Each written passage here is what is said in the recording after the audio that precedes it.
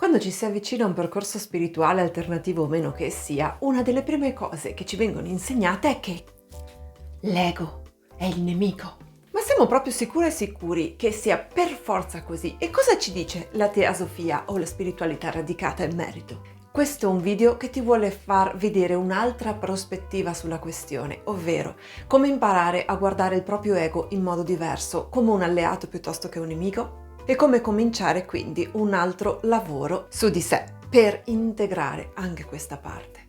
Innanzitutto si sappia che il mio punto di vista, il mio punto di partenza è quello della spiritualità radicata, la quale proprio per principio non rifiuta niente di quello che è il nostro strumento. E noi siamo fatti da un hardware, ovvero dal nostro corpo, e da un software, ovvero il nostro funzionamento. Va da sé che in tutto questo nostro funzionamento l'ego è una parte che ha il suo senso e ha il suo scopo. Una delle ragioni per cui consideriamo l'ego come nostro nemico deriva dall'abitudine di utilizzare il pensiero duale o positivo per leggere tutti i fenomeni della realtà. E su questo ho fatto un video fondamentale, indispensabile. Se tu non l'hai ancora visto, te lo linko sia in descrizione e sia qui sopra, perché spiega esattamente la cornice di pensiero nel quale io vado a inserire anche questo video. Quindi semmai metti in pausa e torna dopo. In ottica duale o positiva funziona così. Cucù! È un po' come se la dicotomia fosse l'ego, quindi io come persona con dei confini, contrapposto al tutto. Come funziona quindi la dicotomia? Il pensiero che io sto mettendo in discussione dice che se io sono focalizzata sull'ego non posso sentire l'unione con il tutto, e viceversa, se io sento l'unione con il tutto non posso e non devo stare nel mio ego. Ma se avrai visto il video che ti ho appena linkato, saprai anche tu che questa è una contrapposizione che non necessariamente dobbiamo fare nostra, proprio perché è una dicotomia che presuppone un'identità che o si sposta dall'individuo o su qualcosa di più grande. Infatti tra parentesi ce l'ho scritto, qualcosa di più grande. Ma è proprio qui il punto. Il fatto che dicotomizziamo tutto quanto, non riusciamo a concepire un'identità che sia capacissima di inglobare sia il mio ego, sia qualcosa di più grande di me. Come è possibile? Proprio imparando a pensare e a vedere oltre il dualismo positivo, beyond dualism. E alla fine del video, se ci arrivi, ti suggerisco una piccola pratica che puoi fare da subito, una per cominciare, che si potrà anche evolvere nel tempo, ma per imparare che tu sei molto di più dei tuoi confini e allo stesso tempo puoi essere te stessa e te stesso e qualcos'altro. Proviamo a vederlo in un altro modo. Sempre se avrai seguito il mio video sul oltre il pensiero duale o positivo, avrai capito che si possono essere più cose, che il diverso non è più sinonimo di opposto, ma che soprattutto ogni fase può avere il proprio punto di equilibrio e di squilibrio. Ed è esattamente così che andiamo a incastrare il nuovo significato del nostro ego. Partiamo da un ego, quindi, che è una parte di noi. Quale parte di noi?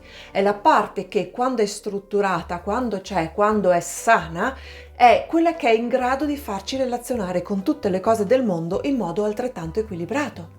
E quindi semmai non parliamo di ego nemico, perché abbiamo ipotizzato un ego che ha un suo punto di equilibrio qua nel centro, ma parliamo semmai di ego ferito, e l'ego ferito può esserlo, attenzione, in entrambe le direzioni, e con eccesso di ego è quello che solitamente si intende quando si parla di ego come nemico. Però attenzione, la ferita può venire anche all'opposto. La ferita, il disequilibrio è anche nella scarsità. Ecco che quando nell'ottica duale o positiva riteniamo di dover sconfiggere l'ego in favore del tutto, facciamo un po' questa cosa qui, schiacciamo l'ego in una dimensione di riduzione, ma invece otteniamo questa cosa qui e si attiva il ping pong, per cui a questa ferita si cercherà di rispondere con un eccesso e non se ne viene più fuori. Diventa un rincorrersi tra estremi, quando a noi quello che interessa è un ego sano, un ego guarito che si colloca in un punto astrattamente direi intermedio, perché questa è una semplificazione di un processo complesso, che però rende subito l'idea di come la ferita avvenga in entrambi i sensi. Non è solo l'eccesso, l'ego ferito a cui si deve rispondere con la scarsità, perché questo non è comunque un equilibrio. A noi l'ego serve, una persona senza ego è una persona senza struttura, una persona senza un centro di sé ed è una persona che farà molta fatica a relazionarsi sia nei confini sani e sia nella lettura della stessa realtà. Senza ego sano non c'è evoluzione, non c'è crescita, perché senza ego siamo persone frammentate.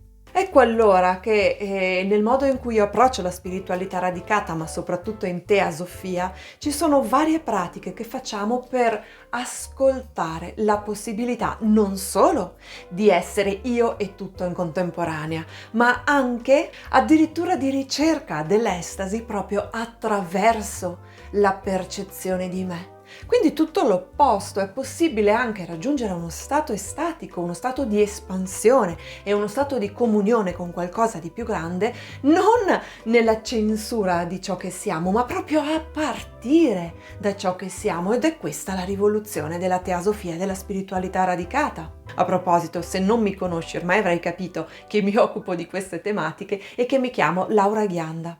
E porto questo canale per chi non ha paura di essere sfidato e sfidata e di pensare fuori dagli schemi, esattamente perché se continuiamo a cercare la risposta ai problemi tramite delle vecchie soluzioni, continueremo a ricreare lo stesso vecchio mondo. Ecco che porto questa proposta assolutamente innovativa, ma che si ispira molto anche a un approccio al mondo, a una visione sulla spiritualità e sulle cose di popolazioni del mondo ancora esistenti e che abbiamo sotto gli occhi anche nel loro modo di produrre cultura in equilibrio e in modo pacifico. Se sei curiosa e curioso, sono molto felice se vuoi iscriverti al canale e attivare le notifiche, così saprai sempre quando uscirà un mio nuovo video. E quindi cerchiamo non più un'assenza di ego, ma una guarigione dell'ego, che si trova un pochetto in una via di mezzo tra la pomposità e arroganza dell'egoismo. Qualche testa rotolerà per questo!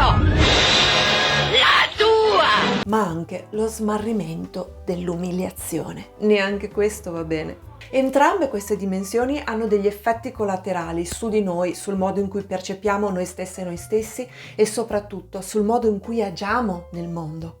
Ed è proprio il modo in cui agiamo nel mondo che va rivisto alla luce di un nuovo significato, se vogliamo cambiarlo questo mondo. E allora pronti? Provo a dirti una pratica facilissima, che ovviamente non risolve tutto da sé e non basta una sola volta per cogliere quello che ha da insegnarci, va fatto, rifatto e rifatto ancora. Cercati un luogo all'esterno, un luogo a te gradito, che può essere un parco cittadino se vivi in città, può essere un prato di montagna, un campo di campagna, un qualcosa dove puoi stare seduta o seduto per qualche minuto senza essere disturbata o disturbato. La prima cosa che devi fare è cercare un momento in cui puoi sentirti rilassata o rilassato. Ed è una cosa che si fa di solito allungando il respiro e ascoltando il suono del respiro. E dal suono del respiro che tu starai ascoltando, inizia a percepire i confini netti del tuo corpo, da sopra a sotto o da sotto a sopra, in questo caso non fa differenza. E puoi fare anche movimenti se questo ti aiuta a sentire meglio le parti di te. Senti dove ci sono i confini della tua pelle con l'aria, se la stagione in cui sei ti consente di sentirla sulla tua pelle, o con i vestiti o con le scarpe. Percepisci in ascolto del tuo corpo ciò che sei. Percepisci il tuo essere nel tuo corpo e datti un po' di tempo perché questa immagine si stabilizzi.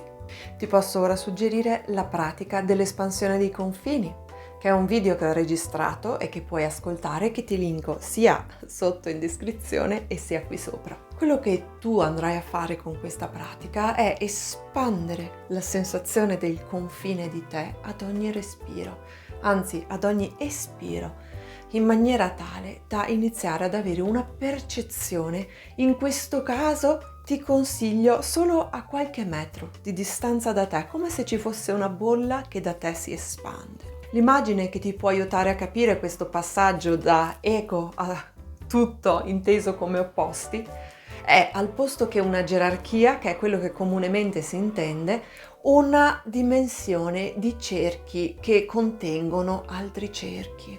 Prova a rappresentartelo sulla lavagnetta.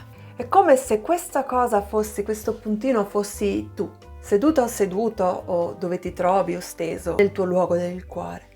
Il tuo luogo del cuore è questo cerchio qui, più grande.